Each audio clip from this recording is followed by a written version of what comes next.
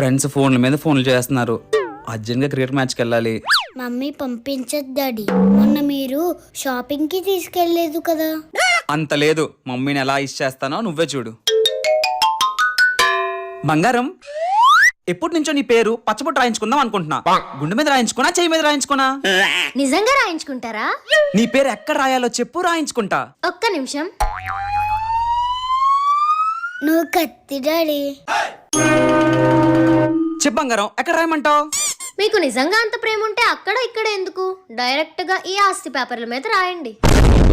Mummy అమ్మూరి కత్తి daddy. ఏంటండి, ఇందాక ఎక్కడైనా రాసిస్తానన్నారు, ఇప్పుడు చేయి పడిపోయిందా?